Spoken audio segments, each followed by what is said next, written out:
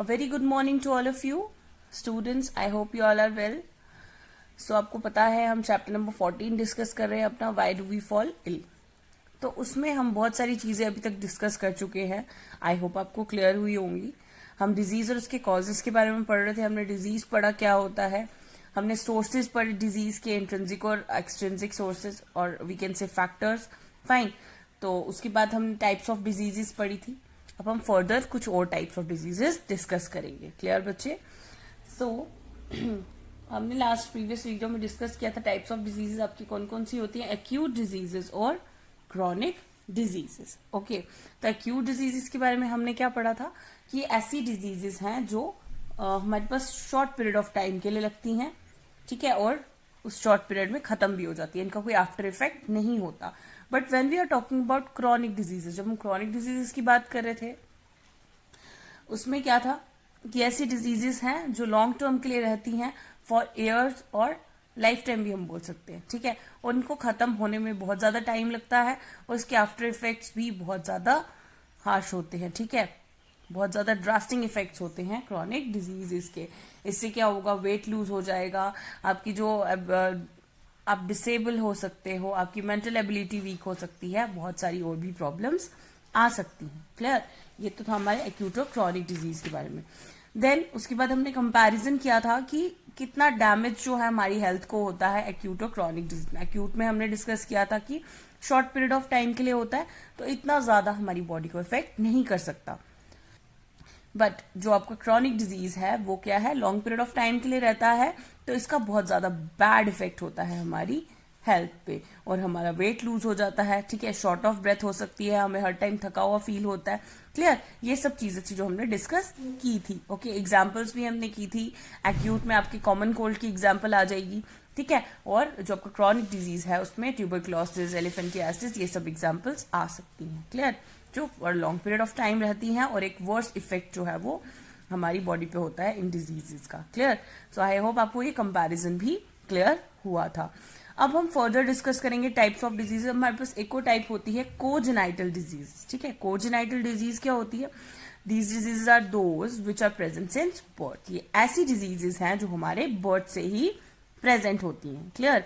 They are cause due to genetic abnormality और due to metabolic disorders. ये genetic abnormality की वजह से हो सकती है या फिर कोई मेटाबॉलिक डिसऑर्डर होगा या फिर कोई भी आपका कोई ऑर्गन जो है वो उसमें माल फंक्शनिंग होगी, मीन्स वो प्रॉपर फंक्शनिंग नहीं कर पाएगा, ठीक है, तो इसलिए ये ऑकर करती है आपकी कोजेनाइटल डिजीज। समझ आ रही है क्या कौन सी डिजीज है जो बर्थ से ही प्रेजेंट है, ठीक है, मीन्स आप उसको जेनेटिक भी बोल सकते हो। कोजेनाइटल डिजीज जो है वो हमारे पास जेनेटिक होती है, it is inherited to the children. Fine, ये किसी भी रीजन की वजह से हो सकती है, either it is because of genetic abnormality और मेटाबॉलिक डिसऑर्डर्स और malfunctioning of any organ. Clear?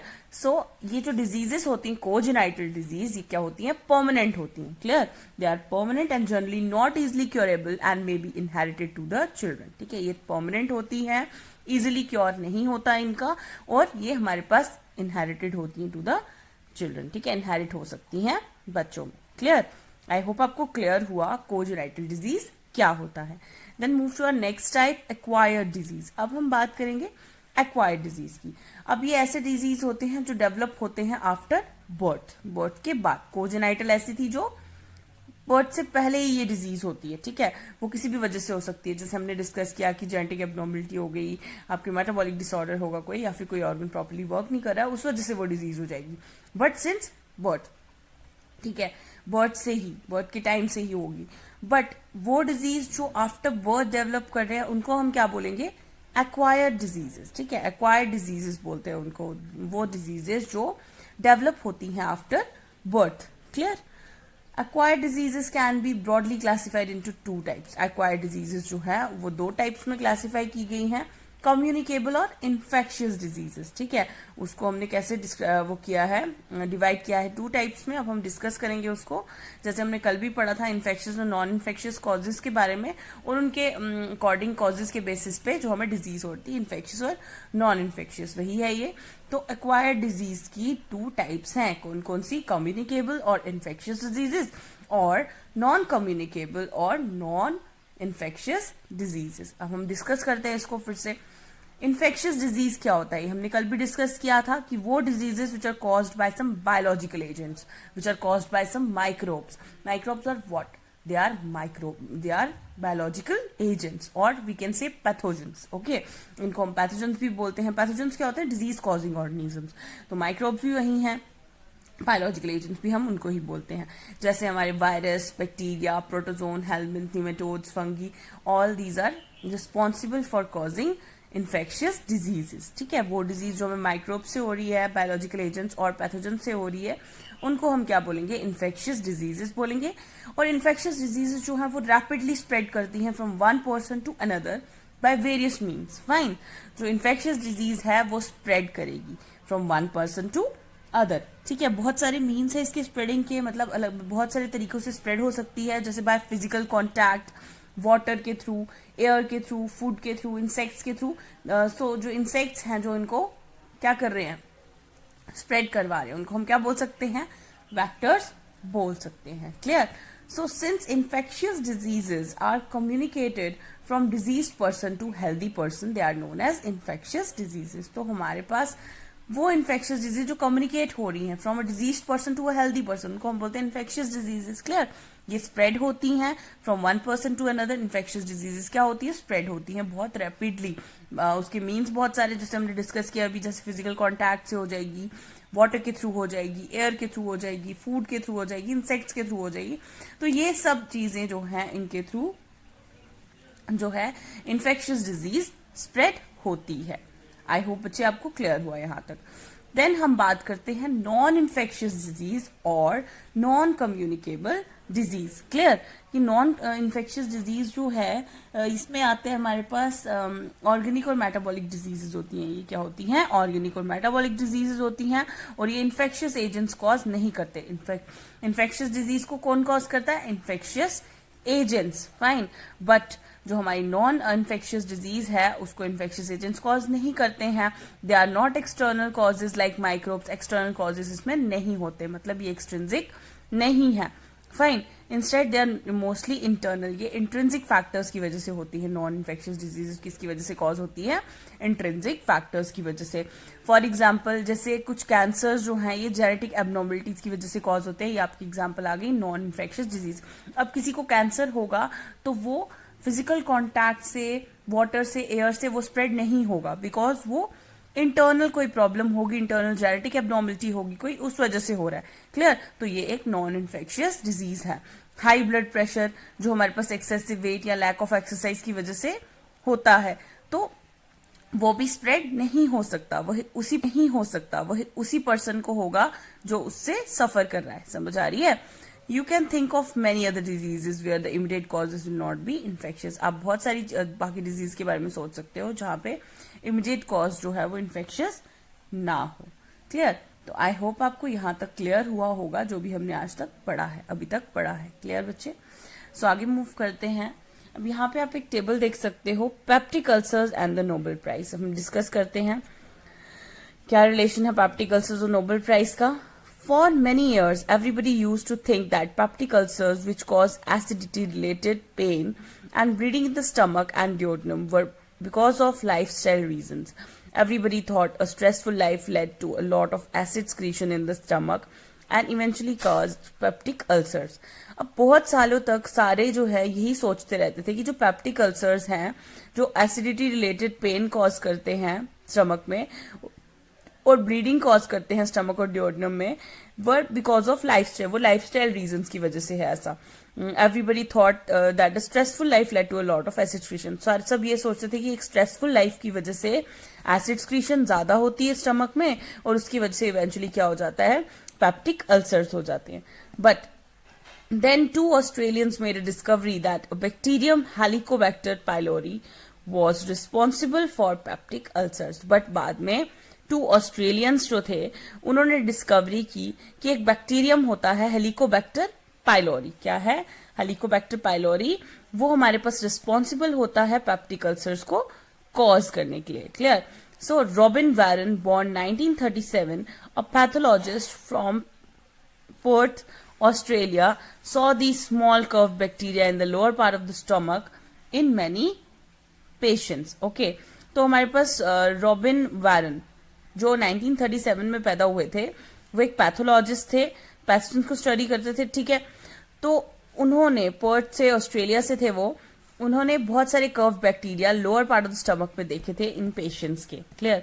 So he notice that science of inflammation were always present around these bacteria. उन्होंने ये भी नोटिस किया कि इन्फ्लेमेशन जो है वो कहाँ पे है, इन बैक्टीरिया के, जहां पे ये बैक्टीरिया प्रेजेंट है उसके अराउंड।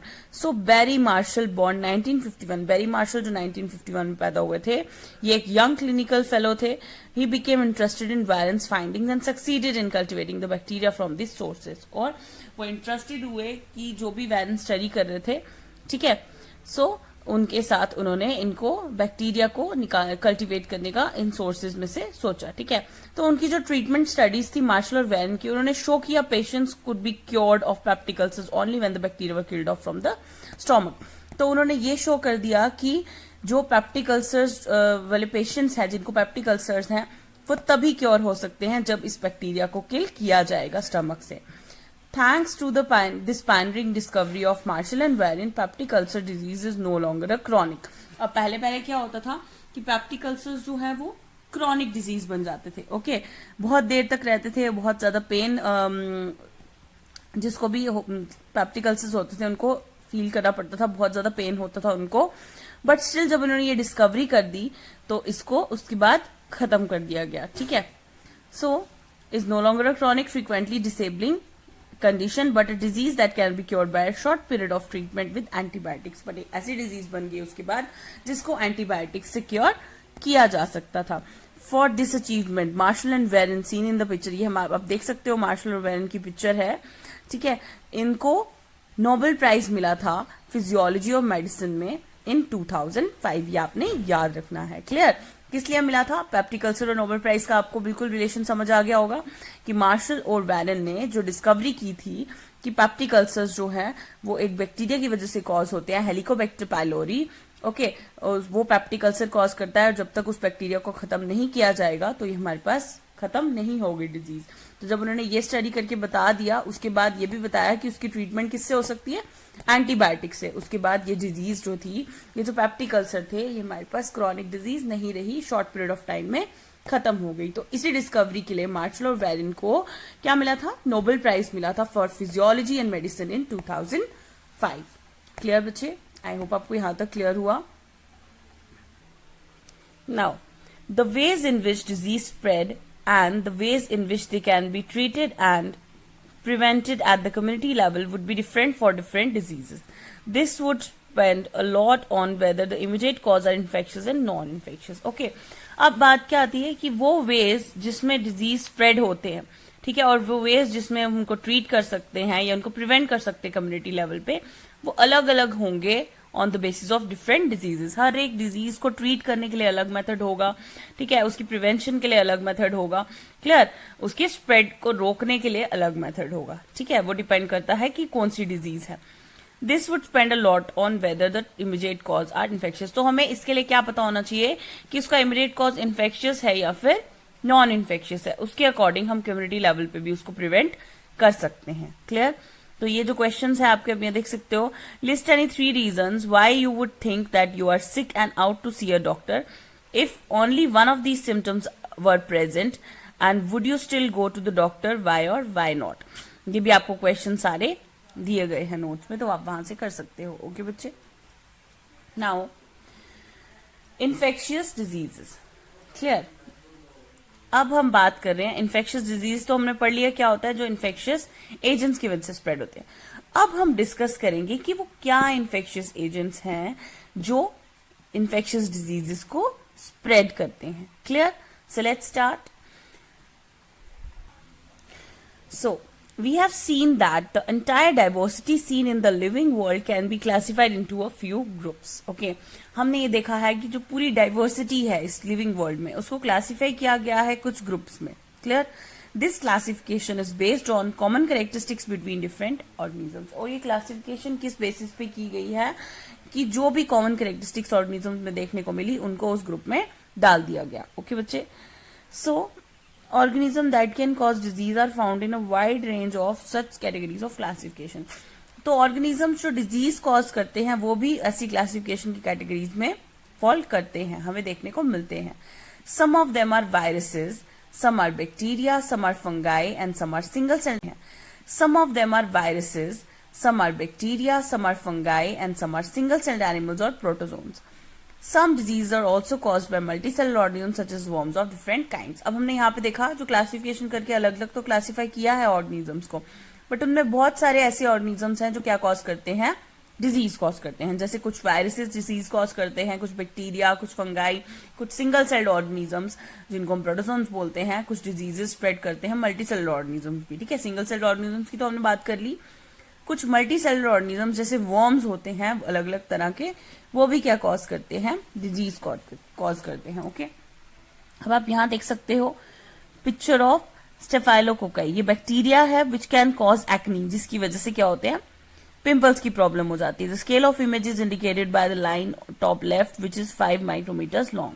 ठीक है, आप यहाँ पे देख सकते हो ये हमारे पास कौन सा स्टेफाइलोकोकाई और ये बैक्टीरिया है जो क्या कॉज करता है, एक्नी. आपने याद रखना है. ओके, देन यहाँ पे आप पिक्चर देख सकते हो of SARS coming out, see arrows from the example of surface of an infected cell. Clear, तो आप यहाँ पे देख सकते हो व्हाइट स्केल लाइन जो इसकी साइज बता रहा है आपको कितनी है, 500 नैनोमीटर्स के हैं ये. ठीक है, इतने छोटे हैं, माइक्रोस्कोपिक होते हैं, विदाउट माइक्रोस्कोप आपको नहीं दिखेंगे, इनका माइक्रोस्कोपिक व्यू आपको दिखाया गया है. ओके, इट गिव्स द, आपको ये जो बताया गया है कितने साइज के होते हैं स्केल लाइन, वो आपको आइडिया बता सकता है कि कितनी छोटी चीजें हैं ये जो आपको दिख रही हैं. क्लियर, तो ये हमारे पास इन्फेक्शियस डिजीज कॉज करता है. अगेन ये हमारे पास क्या है, वायरस है ये, सार्स. क्लियर, देन उसके बाद हम बात करते हैं पिक्चर ऑफ ट्रिपैनोसोमा. ये एक प्रोटोजोन है, ट्रिपैनोसोमा की पिक्चर आप देख सकते हो. ठीक है, ये प्रोटोजोन ऑर्गेनिज्म है रिस्पॉन्सिबल फॉर स्लीपिंग सिकनेस. ये हमारे पास क्या कॉज करता है, कौन सी डिजीज कॉज करता है, स्लीपिंग सिकनेस. कौन सा, trypanosoma. Clear, the organism is lying next to the saucer shape red blood cell. ये आपको दिख रहा है रेड ब्लड सेल, उसकी साइड पे ये ऑर्गेनिज्म लाई कर रहा है. आपको आइडिया दे सकता है कि वो हमारे पास कितना छोटा है. ये सब माइक्रोस्कोपिक है, विदाउट माइक्रोस्कोप आपको कोई भी नहीं दिखेगा इनमें से. ओके, ये आपको माइक्रोस्कोप व्यू दिया गया है इनका. नाउ हम यहाँ पे पिक्चर देख सकते हो आप, picture of leishmania, the protozoan organism that causes kala azar. Leishmaniasis cause करता है ये. हमारे पास पिक्चर आप देख सकते हो लिशमैनिया की.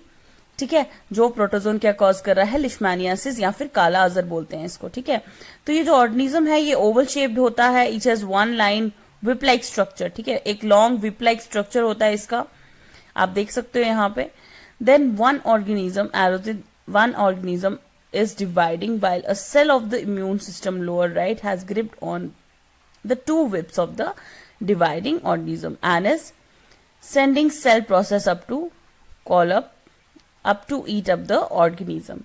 The immune cell is about 10 micrometers in diameter. ठीक है, तो ये हमारी इम्यूनिटी खत्म करता है. क्लियर, तो यहाँ पे आप देख सकते हो कैसा अपेयरेंस में है ये लिशमैनिया. क्लियर, जो इफेक्ट करता है एक ऑर्गेनिज्म को और क्या करता है, काला अजर कॉज कर रहा है, मींस लिशमैनियासिस. क्लियर, ये हम आगे डिस्कस करेंगे. Then picture of an adult round worm. अब आप एक राउंड वर्म की पिक्चर देख सकते हो. ये आपको इजिली एस्केरिस होता है, इसको एस्केरिस लुम्ब्रिकॉइड्स, ये टेक्निकल नेम है इसका. ठीक है, ये हमारे पास स्मॉल इंटेस्टाइन में प्रेजेंट होता है. The ruler next to it shows 4 centimetre to give an idea of the scale. ठीक है, 4 सेंटीमीटर का ये है, तो ये आपको इजिली विजिबल होगा. क्लियर, इसको एस्केरिस लुम्ब्रिकॉइड्स बोलते हैं. एडल्ट राउंड वर्म है, ये स्मॉल इंटेस्टाइन में इन्फेक्शन कॉज करता है. क्लियर, समझ आ गई आपको. आई होप आपको क्लियर हुआ होगा इनकी अपीयरेंस कैसी होती है और ये कितने छोटे हैं इसके अकॉर्डिंग आप देख सकते हो. ये आपको क्लियरली विजिबल होगा क्योंकि ये 4 सेंटीमीटर तक है.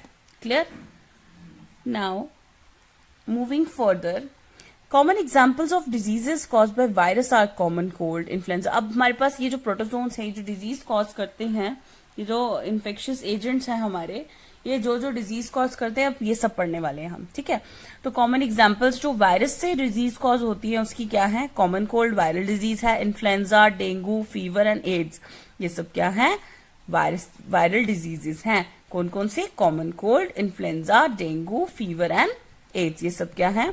वायरस से कॉज होते हैं। Clear? Then diseases like typhoid fever, cholera, tuberculosis and anthrax are caused by bacteria. तो बैक्टीरियल डिजीज कौन कौन सी हैं? Typhoid fever, cholera, tuberculosis and anthrax. ठीक है। और बहुत सारी कॉमन स्किन इन्फेक्शंस जो हैं they are caused by different kinds of fungi. अलग अलग स्किन इन्फेक्शंस जो है फंगस से कॉज होती हैं।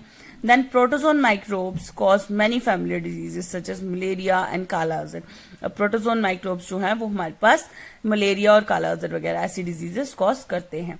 All of us have also come across intestinal worm infections as well as diseases like elephantiasis caused by different species of worms. Okay, तो हमें सबको पता है इंटेस्टाइनल वर्म इन्फेक्शंस होते हैं, इंटेस्टाइन में होते हैं worms.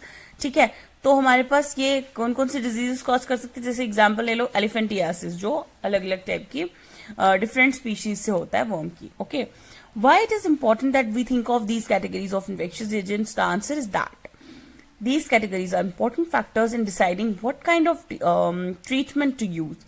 Member of each one of the groups, virus, bacteria and so on have many biological characteristics in common. Okay, अब बात आती है कि क्यों जरूरी हो गया कि हम इन्फेक्शियस डिजीज के बारे में सोच रहे हैं।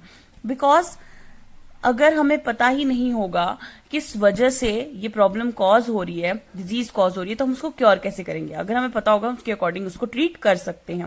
दैट्स वाई हमें पता होना चाहिए कि किस मतलब किस चीज की वजह से आपको डिजीज हो रही है। चाहे वो वायरल, आपको पता होना चाहिए कि वायरस के थ्रू हो रही है या बैक्टीरिया के थ्रू हो रही है, तो उसके अकॉर्डिंग आप उसको ट्रीट कर सकते हो, उसको ठीक कर सकते हो। Clear? All viruses for example live inside host cell whereas bacteria are very rarely do. तो एग्जाम्पल आप यहाँ पे इनकी कैरेक्टरिस्टिक्स देख सकते हो कि वायरस जो है वो हमारे पास होस्ट सेल के अंदर रहता है, बट बैक्टीरिया ऐसा नहीं करता। Virus, bacteria and fungi multiply very quickly. तीनों जो है वो बहुत ज्यादा जल्दी मल्टीप्लाई करते हैं, वाइल वर्म्स जो है वो बहुत स्लोली मल्टीप्लाई करते हैं as in comparison with it. So taxonomically all bacteria are closely related to each other than to the virus and vice versa. Taxonomically अगर देखा जाए तो सारे बैक्टीरिया जो है वो बहुत ज्यादा क्लोजली रिलेटेड है एक दूसरे के साथ, और वायरसेस के साथ, और ऐसा, और वायरस और बैक्टीरिया भी एक दूसरे के साथ अच्छे से रिलेटेड है। ठीक है, वाइस वर्सा मतलब उल्टा, बैक्टीरिया वायरसेस के साथ क्लोजली रिलेटेड है और वायरस बैक्टीरिया के साथ। Clear? So this means that many important life processes are similar in the bacteria group but are not shared with the virus group. अब इन्होंने क्या बोला? ऐसा हो सकता है कि कुछ बहुत ज्यादा इंपॉर्टेंट लाइफ प्रोसेस सिमिलर हो बैक्टीरिया के ग्रुप में और वायरस ग्रुप के साथ शेयर ना हो रहे हो। As a result drugs that block one of these life process one member of the group is likely to effect against many other members of the group, but the same drug will not work against a microbe belonging to different group. Okay, अब no doubt वो एक दूसरे से related है कुछ इनके characteristics में, but still कुछ कैरेक्टरिस्टिक्स ऐसी भी होती हैं जिसमें ये डिफर करते हैं।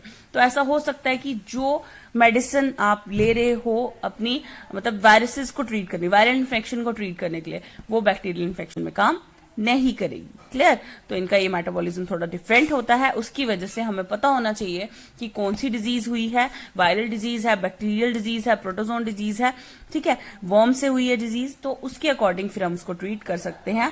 हमें फिर उसके बाद पता होगा कि उस पर हम कौन सी मेडिसिन ले सकते हैं जो हमें क्योर करेगी। So as an example let us take antibiotics. अगर हम एग्जाम्पल ले लें एंटीबायोटिक्स की, तो commonly block biochemical pathways important of bacteria. Okay, तो एंटीबायोटिक्स हम क्यों लेते हैं? बैक्टीरियल इन्फेक्शन को ट्रीट करने के लिए। तो बहुत सारे बैक्टीरिया हैं, for example make a cell wall to protect themselves. So जो एंटीबायोटिक पेनिसिलिन होती है वो बैक्टीरियल प्रोसेस को ब्लॉक कर देती है और बिल्ड करती है सेल वॉल। क्लियर? समझ आ रही है? जो हमारे पास सेल वॉल बिल्ड हुई होती है बैक्टीरिया के अराउंड, पेनिसिलिन उसको रोक देती है, ब्लॉक कर देती है। क्लियर? तो उसके बाद इन्फेक्शन कॉज नहीं होता। सो यहाँ पे हमने क्या बात की कि एंटीबायोटिक्स जो है वो बैक्टीरिया का जो हमारे पास बैक्टीरिया जो डेवलप कर रहे होते हैं, अपने अराउंड सेल वॉल बनाई होती है, उनका पाथवे ब्लॉक कर देते हैं और उसको डेवलप नहीं होने देते। ठीक है, जिसकी वजह से ग्रोइंग बैक्टीरिया जो है वो हमारे पास अब और सेल वॉल्स नहीं बना पाता और इजिली बैक्टीरिया मर जाता है। ठीक है, तो हमारा इन्फेक्शन भी खत्म हो जाता है।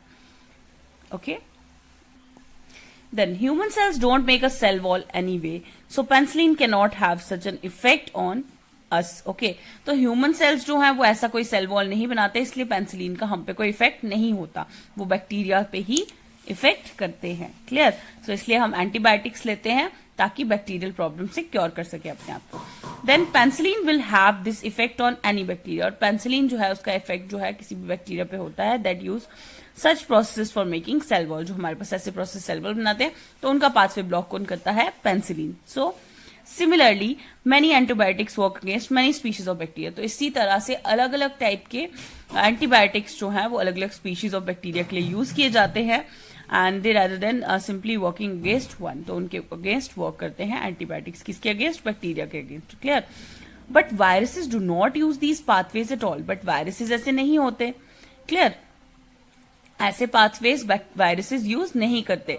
ठीक है, ये डिफरेंट होते हैं as compare to bacteria, and this is and that is the reason why antibiotics do not work against viral infection. तो यही रीजन है कि क्यों एंटीबायोटिक्स जो है वायरल इन्फेक्शन के अगेंस्ट वर्क नहीं करते. If we have a common cold, taking antibiotics does not reduce the severity of or the duration of the disease. ठीक है, अगर हमें कॉमन कोल्ड है, अगर हम उसके ऊपर एंटीबायोटिक्स ले रहे हैं तो उसको कोई इफेक्ट नहीं होगा, because we have a viral disease. तो वायरस पे उसका कोई इफेक्ट नहीं हो रहा है एंटीबायोटिक का.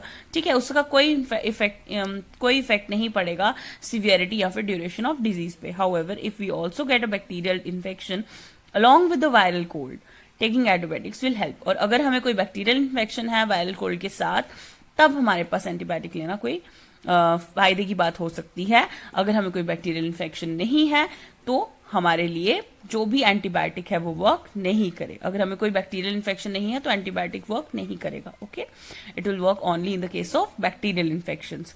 वायरल इन्फेक्शंस पे वर्क नहीं करता एंटीबायोटिक. क्यों? क्योंकि वायरसेस जो हैं वो वैसे पाथवेज फॉलो नहीं करते, वो सेल वॉल नहीं बनाते अपने अराउंड, जिसका पाथवे एंटीबायोटिक को ब्लॉक करना होता है. वो हमने डिस्कस किया अभी. Okay, so even when the antibiotic will work only against the bacterial part of the infection, not the viral infection. इसलिए even then जो एंटीबायोटिक है वो सिर्फ बैक्टीरियल पार्ट ऑफ इन्फेक्शन के अगेंस्ट वर्क करेगी, ना ही वायरल इन्फेक्शन के against. Okay, आई hope आपको यहां तक क्लियर हुआ होगा. अपने आज के लेक्चर में हम यही तक रखेंगे, रेस्ट हम अपने नेक्स्ट लेक्चर में डिस्कस करेंगे. अगर यहां तक आपको कोई भी प्रॉब्लम है, कोई भी क्वेरी है, तो आप डिस्कस कर सकते हो, डाउट सेशन में क्लियर कर सकते हो.